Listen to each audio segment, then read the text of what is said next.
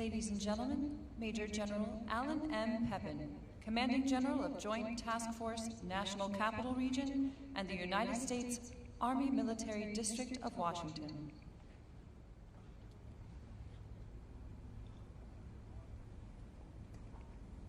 Ms. Karen Durham Aguilera, Executive Director, Office of Army Cemeteries and Army National Military Cemeteries.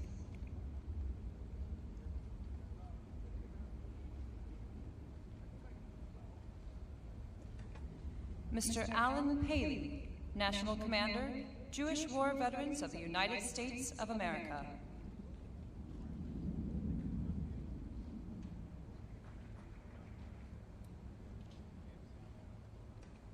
And the Honorable Dennis McDonough, Secretary of Veterans Affairs.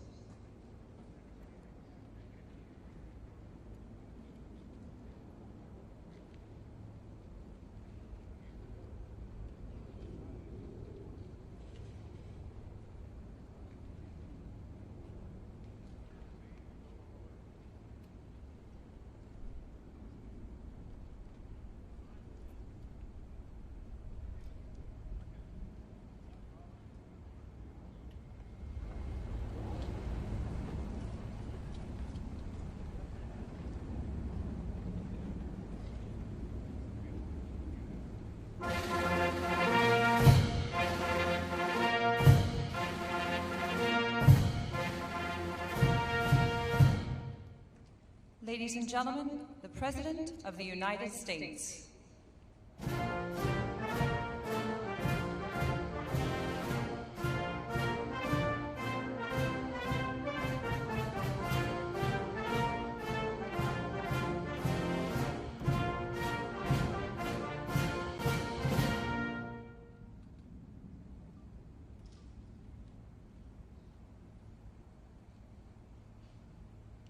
Ladies and gentlemen, please remain standing for the invocation given by Chaplain Juliana Lesher, National Director of Chaplain Service for the Department of Veterans Affairs.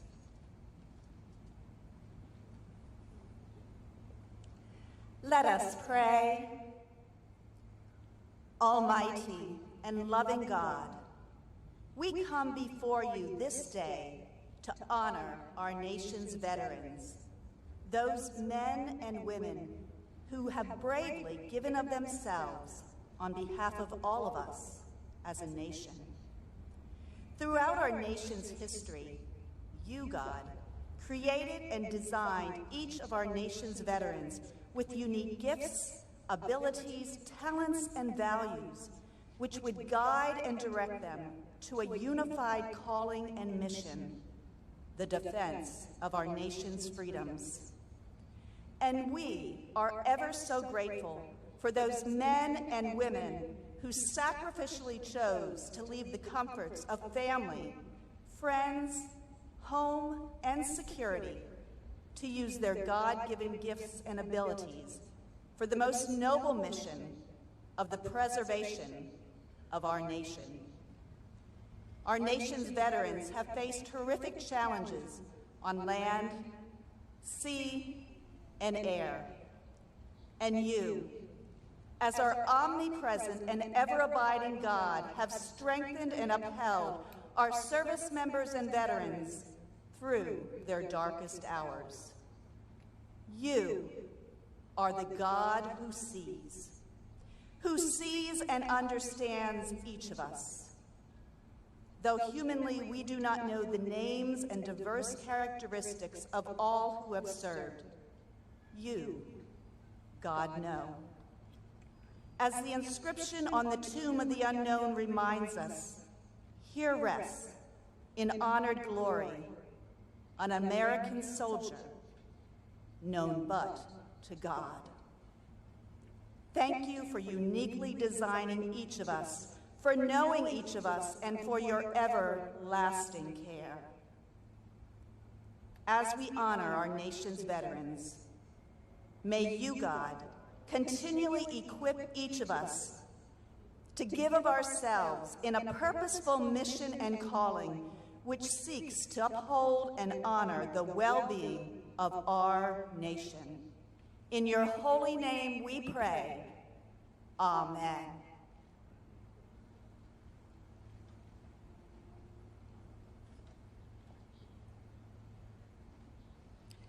Now, I'd like to invite Mr. Alan Paley, National Commander, Jewish War Veterans of the United States of America, to lead us in our Pledge of Allegiance.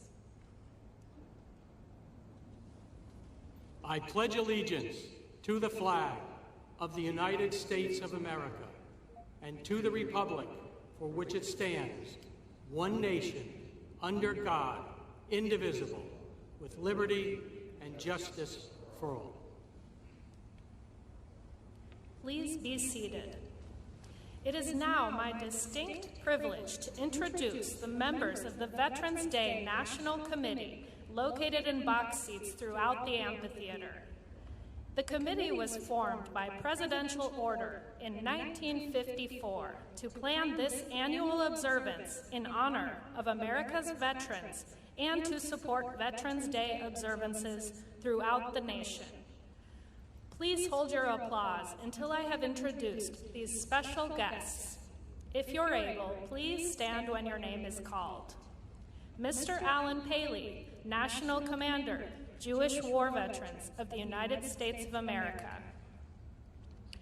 Mr. Tom Burke, National Vice President, Vietnam Veterans of America. Mr. Matthew M. Fritz Mahelchik, Commander-in-Chief, Veterans of Foreign Wars. Retired Navy Chief James W. Campbell, National President, Fleet Reserve Association. Mr. Gregory S. Hoon, National Commander, AMVETS. Mr. Charles Shearer, National Commander, Army and Navy Union. Retired Navy Fleet Master Chief Paul A. Kingsbury, President, Non-Commissioned Officers Association. Mr. Corey D. Bates, National Vice Commander, the American Legion. Mr. James McCormick, National Commander, Military Order of the Purple Heart. Retired Marine Corps Sergeant Major Johnny Baker, National Commandant, Marine Corps League. Retired Army Chaplain Brigadier General Robert Pliskowski, National President, Military Chaplains Association. Retired Marine Corps Corporal Charles Brown, National President, Paralyzed Veterans of America. Retired Marine Corps Lieutenant Colonel Jack Murray, National Commander, Legion of Valor of the United States of America. Retired Army Lieutenant Colonel Michael A. Oken, MD, Commander-in-Chief, Military Order of the World Wars. Mr. Justin Jump, National President, the Retired Enlisted Association. Retired Army Staff Sergeant Leroy A. Petrie, President, Congressional Medal of Honor Society. Mr. Andy Marshall, National Commander, Disabled American Veterans.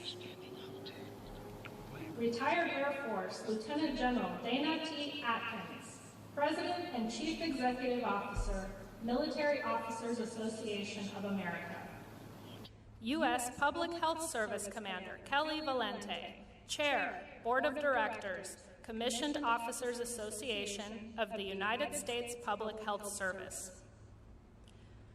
Retired Air Force Chief Master Sergeant Carrie Wright, International President, Air Force Sergeants Association. Mr. Robert Swan, National Commander, Polish Legion of American Veterans. Mr. Jeffrey J. Brodeur, National President, Korean War Veterans Association. Mr. Luis A. Vasquez Contiz, National Commander, American GI Forum. Mr. David Crum, National Commander, Catholic War Veterans of the United States. Mr. Joseph D. McNeil, Sr., National President, Blinded Veterans Association. The associate members of the committee are also located in seats throughout the amphitheater. I'd like to ask the presidents and national commanders that comprise our associate membership to stand and be recognized. And ladies and gentlemen, please join me in recognizing our veterans' national leadership with your applause.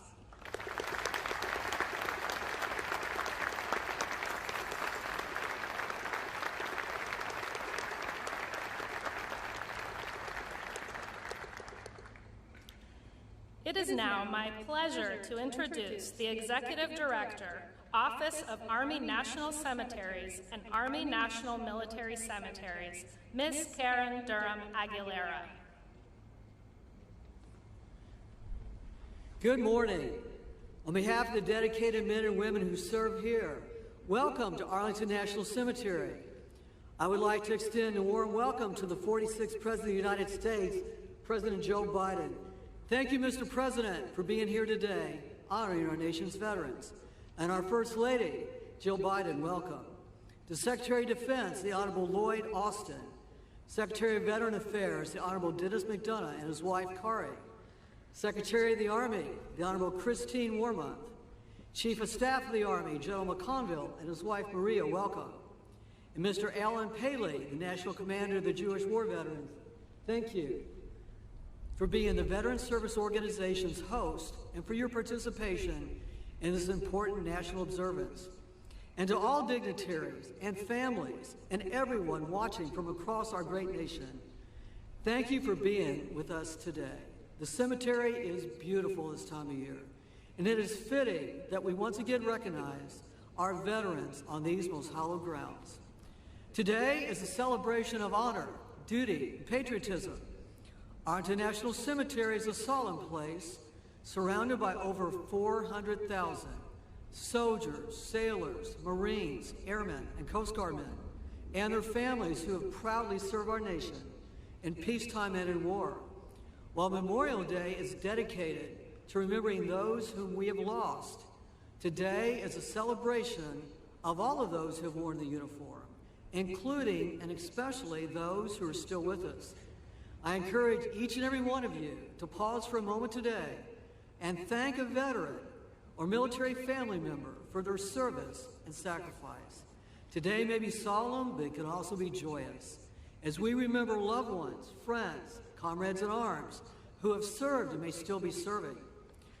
I will also briefly talk about an historic event that concludes today with this observance. For the last year, we have held events to commemorate the centennial of the Tomb of the Unknown Soldier with the interment of the World War I unknown.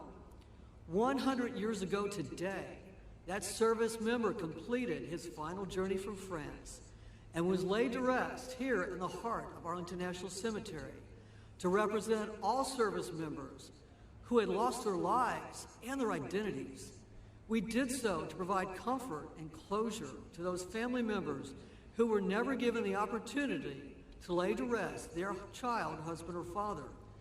More of the history of the Tomb of the Unknown Soldier can be found in our commemorative educational programs online. I encourage everyone to learn more about this iconic site. Stories of the service and sacrifice we celebrate today are etched in marble all around us, from the inscriptions on gravestones to the Tomb of the Unknown Soldier. Most important are the patriotism, valor, and fidelity etched in the hearts and souls of our service members, past, present, and future. They are the vanguard of our freedom and our liberty. Today, as for the past 157 years, Arlington National Cemetery is honored to serve our veterans and their families at our nation's most sacred shrine. No place at Arlington National Cemetery can be purchased. Each must be earned through honorable service. To everyone here today, I'm proud to say we are a great people, honoring service and sacrifice to a grateful nation. So thank you to all of our veterans and families, and once again, welcome to Arlington National Cemetery.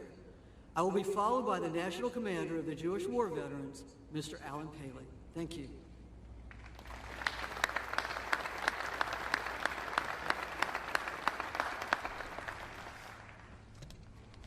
President Biden, Secretary McDonough, Director Aguilera, Major General Pepin, distinguished guests, my fellow veterans, ladies and gentlemen. On Veterans Day, at the 11th hour on the 11th day of the 11th month, we pause for a few brief moments to both honor and pay tribute to the men and women who served in the defense of our country and then returned home. We owe you our thanks, our respect, and our freedom. George Washington spoke about the country's obligation to care for its veterans and their families. He said, "The willingness with which our young people are likely to serve in any way shall be directly proportional to how they perceive the veterans of earlier wars were treated and appreciated by their nation." Let us remember, treated and appreciated.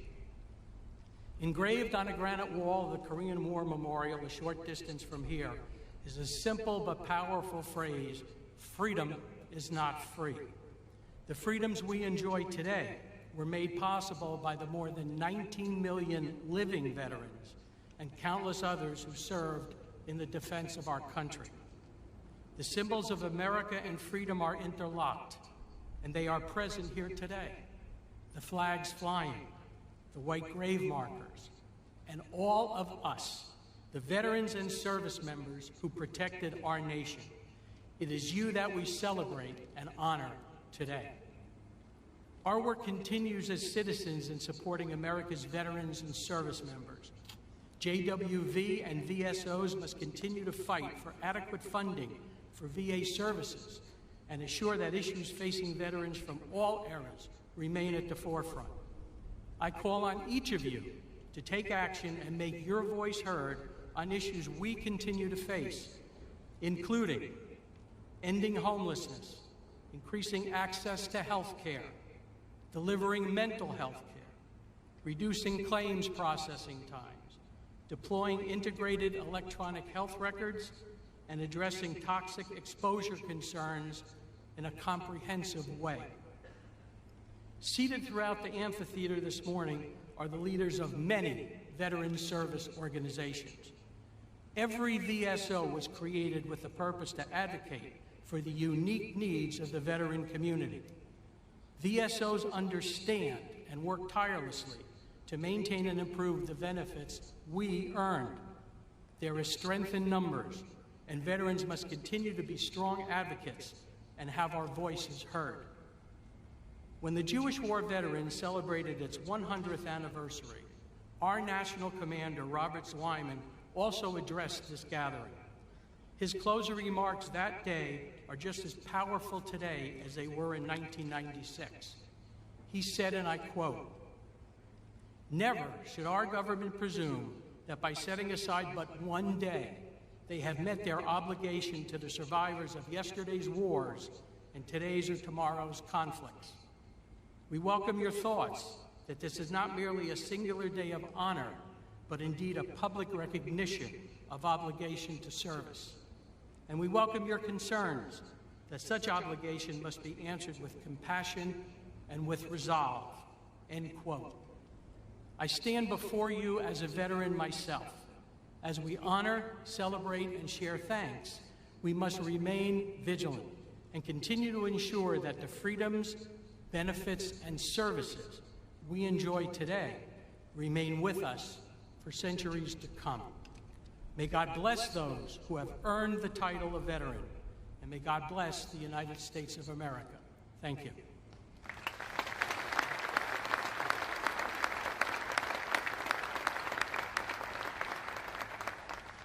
It gives me great pleasure to introduce the 11th Secretary of Veterans Affairs, the Honorable Dennis McDonough.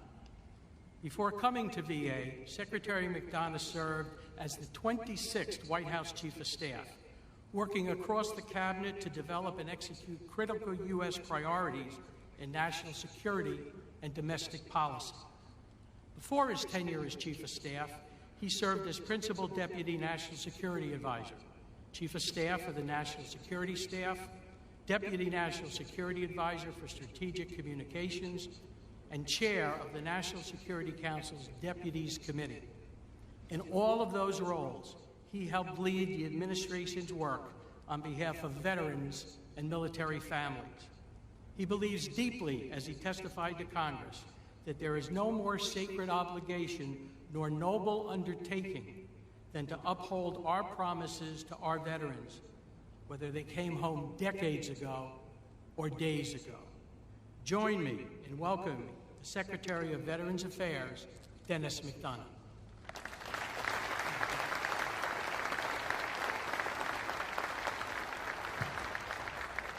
Thanks, Alan, for that very generous introduction, for your service to our country, and for leading today's fantastic host organization, Jewish War Veterans of the United States of America. Mr. President, welcome. My deepest thanks to you and to the First Lady for being here. We are forever grateful for your leadership, for your unwavering support of our nation's veterans, their families, caregivers, and survivors. Let me also acknowledge the distinguished leaders from the Cabinet, Congress, VA, veteran service organizations, veteran family and caregiver advocacy organizations, and our Veterans Day National Committee. It's great to be here with you. Most of all, thanks to the veterans, their families, caregivers, and survivors with us this morning. This day is your day, and it's an honor to spend it with you. Each year, America pauses on November 11th to remember and recognize those men and women who fought our nation's wars and defended us during periods of restless peace.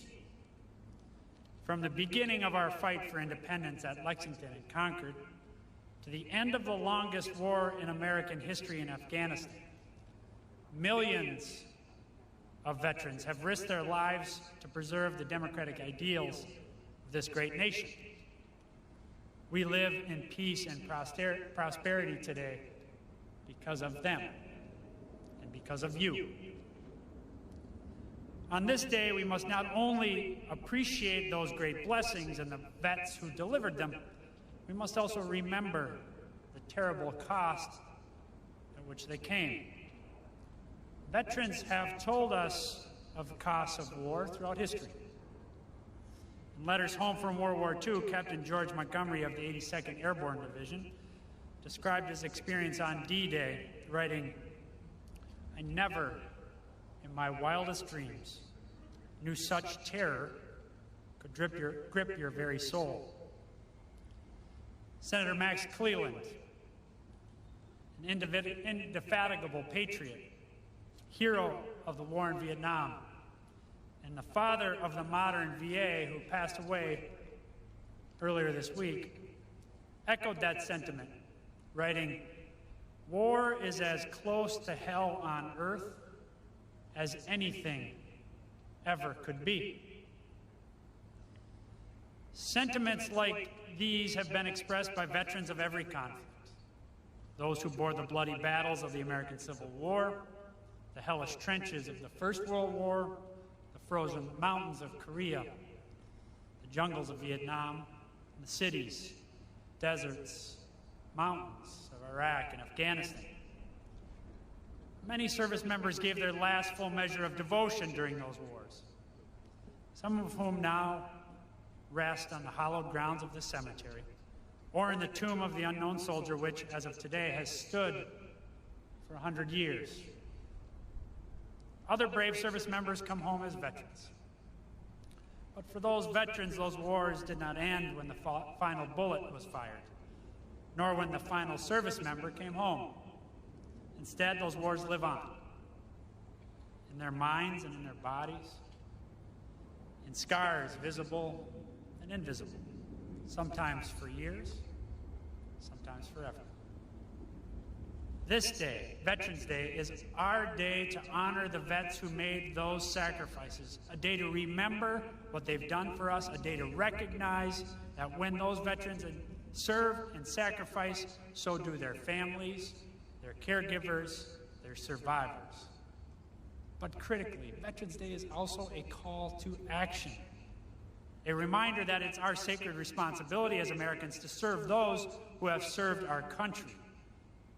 That call to action dates all the way back to President Lincoln's second inaugural, when he charged a wounded nation to care for those who shall have borne the battle and for their families, survivors, and caregivers. And that same call echoes today when President Biden reminds us that our nation's most sacred obligation is to prepare and equip troops we send into harm's way and to care for them and their families when they return home. At VA, that means we're providing veterans with world-class health care, with benefits they've earned and so rightly deserve, with a lasting resting place that's a tribute to their service. And with President Biden's leadership, VA is doing exactly that, providing more care, more benefits, and to more veterans than at any time in our nation's history. But this day reminds us that it's not just the job of VA to serve veterans, their families, survivors, and caregivers. It's the job of every American. Because whenever someone signs up to honor our country in the military, our nation makes them a simple promise. If you take care of us, we'll take care of you. If you fight for us, we'll fight for you. If you serve us, we'll serve you when you come home. The thing is, our nation as a whole makes that promise. But it's on all of us, every single one of us, to keep that promise. There are many ways to do that. From reaching out to the veterans in your life, to lending a hand when a veteran needs help, to doing your small part to uphold the principles of democracy for which veterans have fought and bled to defend. Whatever the method, serve veterans and serve them well. Remember their sacrifices, recognize their service, and recommit and renew your pledge to them, because that is our most sacred responsibility as Americans on this Veterans Day and every day. I know of no one who keeps that promise better than President Biden. As a senator, as vice president, and now as president, and as the surviving father of an Iraq war veteran, President Biden has dedicated so much of his life to serving those who have served us. Veterans, their families, survivors, and caregivers could not ask for a stronger advocate. And so, without further ado, it is my great personal and professional honor to present to you our Commander-in-Chief, the President of the United States of America, Joe Biden.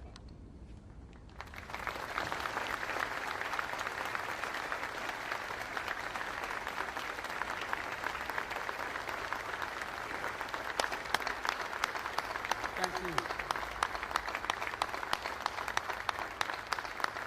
Thank you, thank you. Thank you, Mr. Secretary. Folks, being President of the United States, you are afforded many opportunities to try to express your love, commitment, and admiration for the American people. And I must say to you that the single greatest honor I have been afforded as president is to stand before so many of you, those Medal of Honor winners out there, and talk about Veterans Day and veterans. I want to welcome all the cabinet members and honored guests joining us today, including the father of our Secretary of State, who served in the Army Air Corps during World War II, Ambassador Donald Blinken, whose birthday is today.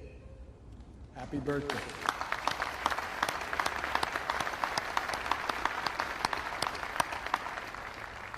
Thank you for your service to our country. And I just want to tell you, I know you're a little younger than I am, but you know, I've adopted the attitude of the great Negro at the time, pitcher in the Negro Leagues, went on to become a great pitcher in the pros, into the Major League Baseball after Jackie Robinson. His name was Satchel Paige. And Satchel Paige, on his 47th birthday, pitched a win against Chicago. And all the press went in and said, "Satch, it's amazing. 47 years old. No one's ever pitched a win at age 47. How do you feel about being 47? He said, "Boys, that's not how I look at it." I said, "How do you look at it, Satch?" He said, "I look at it this way. How old would you be if you didn't know how old you were? I'm 50 years old, and the ambassador's 47. But all kidding aside, Mr. Ambassador, thank you for your service during World War II, as well as your service as an ambassador. And thank you for raising such a fine man, Tony Blinken, our Secretary of State. To all our veterans, past and present, we thank you, we honor you, and we remember always what you've done for us. I'd like to recognize one of our national heroes who is here today, Medal of Honor recipient, Mr. Brian Thacker. During the Vietnam War, then First Lieutenant Thacker put the safety of his fellow troops above his own, providing cover fire against an attacking enemy, and even calling in artillery fire on his own position so our forces had a better chance to withdraw. Wounded, unable to leave the area, he evaded capture for 8 days until finally federal friendly forces retook the position. Yours is a remarkable story. It'll never be forgotten. We'll also never forget the stories of American leaders and icons we've lost recently, who shaped our nation in ways that are hard to measure. I've lost, like many of you, 3 good friends in the last month. General Colin Powell, a child of immigrants who grew up to be the chairman of the Joint Chiefs of Staff, the Secretary of State, a man who was a friend but who earned the universal respect of Americans and people for his leadership in uniform and out. And a guy who became good friends, and many times I was in and out of Iraq as a vice president and a senator, General Ray Odierno. I met him multiple times in Iraq, and who did so much to help get us where we are today, and who always put the troops and his veterans first. It was an honor to have my son, Major Biden, serve under his command at the time. And my friend and colleague, who was mentioned already, United States Senator Max Cleland, who as a triple amputee knew the cost of war as well as anyone could ever know it, and went on to champion the dignity and care of Americans and wounded veterans throughout his life. We lost all 3 of these incredible veterans in the last several weeks, and our hearts go out to their families. These are stories that inspire generation after generation of Americans to step forward to defend our nation.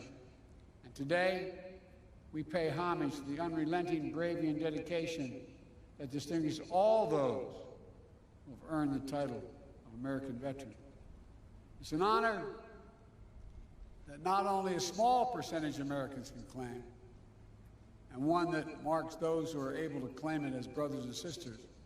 It's a badge of courage that unites across all ages, regardless of background, because to be a veteran is to have endured and survived challenges most Americans will never know. You've come through the trials and testing, braved dangers and deprivations, faced down tragic realities of war and death. You've done it for us. You've done it for America, to defend and serve American values, to protect our country and our Constitution against all enemies, and to lay a stronger, more secure foundation on which future generations can continue to build a more perfect union. Each of our veterans is a link in a proud chain of patriots that has stood in the defense of our country from Bunker Hill to Belleau Woods, Gettysburg to Iwo Jima, Chosin Reservoir to Konar Valley. Each understood the price of freedom, and each shouldered that burden on our behalf. Our veterans represent the best of America. You are the very spine of America, not just the backbone. You're the spine of this country. And all of us owe you. And so on Veterans Day, and every day we honor that great debt and recommit ourselves to keeping our sacred obligation as a nation to honor what you've done. We have many obligations to our children, to our elderly, to those truly in need. But I've gotten in trouble way back when I was a young senator for saying we only have one truly sacred obligation. We have many obligations, but one truly sacred obligation: to properly prepare those and equip those who we send into harm's way and care for them and their families while they're both deployed and when they return home. This is a lifetime sacred commitment. It never expires. And for me and for Jill and for the entire Biden family, it's personal. When Bo was deployed to Iraq, after spending 6 months in Kosovo as an assistant U.S. attorney trying to set up a criminal justice system, I got a call from him one day. He said, "Dad, what are you doing Friday?" And I said, "What do you need, hon?" What do you need? He said, "I'd like you to pin my bars on." I said, "What in the heck have you done?" He said, "Someone's got to finish these wars, Dad." True story. Jill and I learned what it meant to pray every day for the safe return of someone you love. So many of you have done that. Our grandkids learned what it meant to have their dad overseas in a war zone instead of back at home for a year, tucking them into bed and reading that story every night. Thousands of Americans, tens of thousands, have had that experience. As the English poet John Milton wrote, "They also serve who only stand and wait." All the mothers and fathers, sons and daughters, spouses, all those who stand alongside our veterans and their families, caregivers, survivors, you are the solid steel spine that bears up under every burden, the courageous heart that rises every challenge. We've asked so much of you for so long, and our nation is grateful. For 2 decades, the lives of our service members and their families and veterans have been shaped by the conflicts in Iraq and Afghanistan. Since 9/11, hundreds of thousands of Americans have served. So many are still serving today in harm's way, and we cannot forget them. The American people are forever grateful and in awe of what you've accomplished. But in fulfilling their mission, so many veterans and their families and caregivers have been through hell.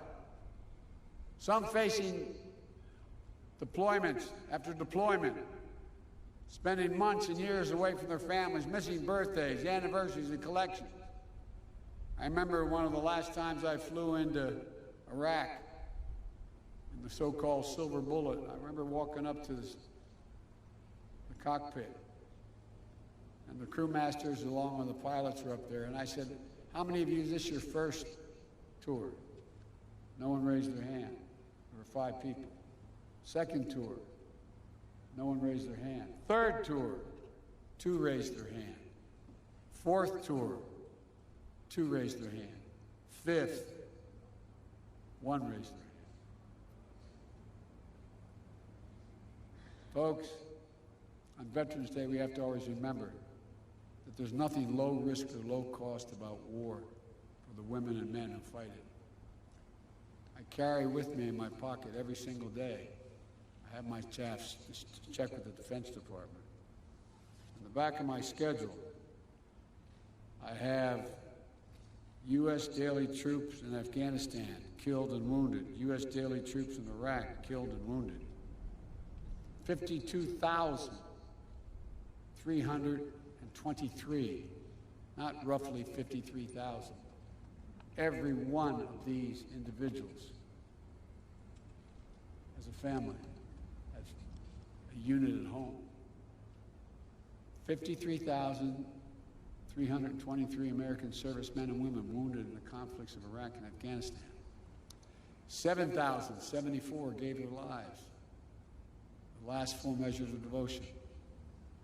Untold, thousands more return home, as our secretary can tell you, with unseen psychological wounds of war,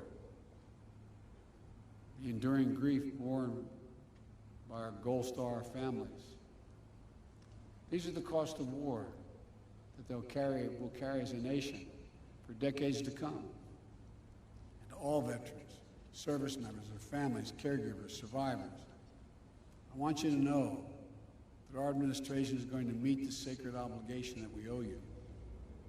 We're going to work with Congress, Republicans and Democrats together to make sure our veterans receive the world-class benefits that they've earned and meet the specific care, specific needs that they each individually need. That means expanding presumptive conditions for toxic exposure, particulate matter, including Agent Orange and burn pits.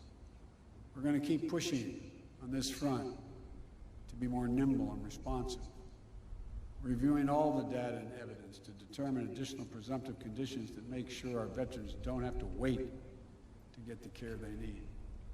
It also means prioritizing mental health care that's necessary to treat the invisible wounds that so many of our veterans carry, including pursuing our newly released comprehensive public health strategy to reduce military and veteran suicides. I want to say clearly to all our veterans, if you're struggling, you're so used to never asking for anything. If you're struggling, reach out. Call the Veterans Crisis Line. Having trouble thinking about things. It's no different than if you had a wound in your arm. It's also making sure that the growing population of women and LGBTQ+ veterans receive appropriate services and support. As we continue our efforts to defeat the pandemic and build back better, it means keeping the needs of veterans front and center. The American Rescue Plan included $17 billion to support VA's COVID-19 response, to get vaccine shots in arms as fast as possible, and to fund programs that provide rapid retraining assistance for veterans who may have lost their jobs in the pandemic, housing assistance, debt forgiveness, and to invest in improving VA facilities and the living conditions of vulnerable veterans. Through Jill's work of joining forces, we're also working to support our veterans and military families, survivors, and caregivers so they can have what they need to thrive. They deserve it. As Secretary McDonough noted, this Veterans Day also marks the centennial of one of the most hallowed American monuments, the Tomb of the Unknowns. 100 years ago today, an American soldier of the First World War, as the tomb says, known but to God, end of quote, completed the voyage from an unidentified battlefield in France over the rough Atlantic seas here to Arlington National Cemetery. He lay and stayed under the Capitol Rotunda for 2 days on the same plinth that held the body of Lincoln as 90,000 Americans came to pay respects. On the final leg of his journey, he was escorted from the Capitol by the President of the United States, the Chief Justice of the Supreme Court, members of Congress, General Pershing, and the Chiefs of Staff, Medal of Honor recipients, all walking, as the Washington Post said, processing without parallel to give honor due to American servicemen. Not just the anonymous soul today entombed in gleaming marble, but the generations of Americans who dared all, risked all, gave all for the cause of freedom. To commemorate in the wounds of the member, in the words of a member of Congress who proposed the legislation creating the memorial, an American warrior, quote, this is the quote, who typifies the soul of America.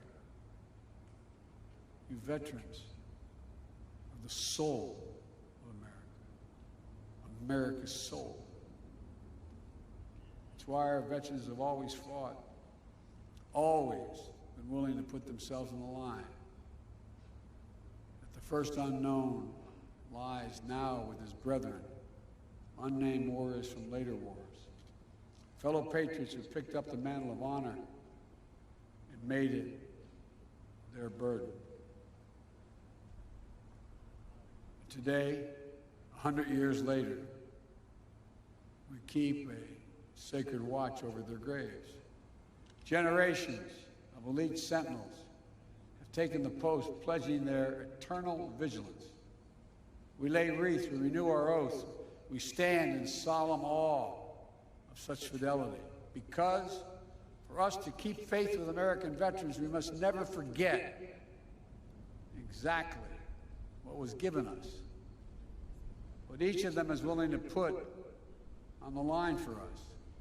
We must never forget that it is the mighty arm of the American warrior, never bending, never breaking, never yielding, generation after generation, has secured for us the blessings of a nation that still stands today as a beacon of liberty, democracy, and justice around the world. God bless you all. God bless all American veterans and those who proudly earn that title. And may God protect our troops. Thank you.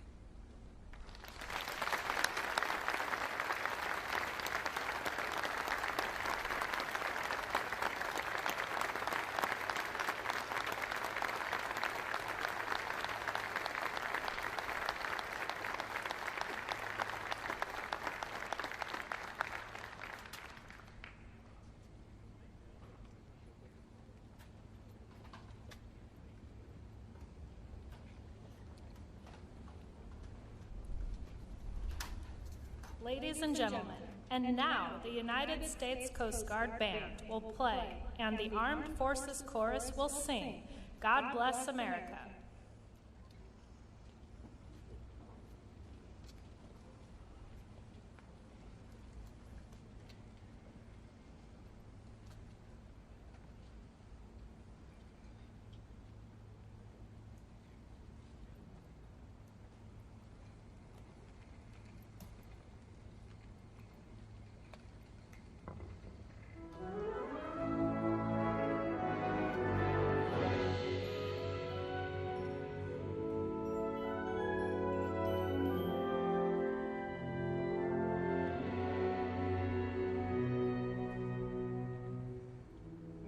The storm clouds gather far across the sea. Let us swear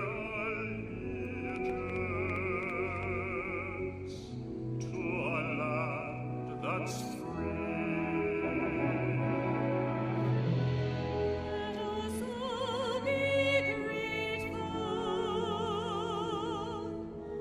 For